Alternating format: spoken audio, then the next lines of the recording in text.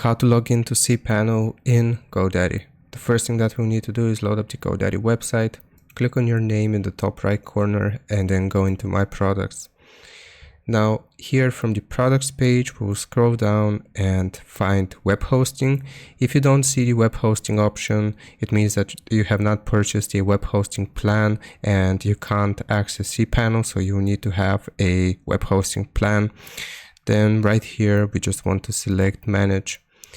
From this section that loads, it's going to look something like this. We want to find CPanel admin.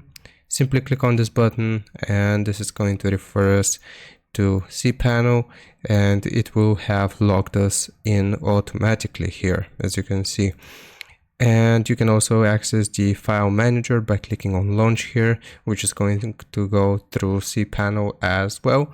And that's how you do it. I really hope this helps. Leave a like and sub, and I'll see you next time.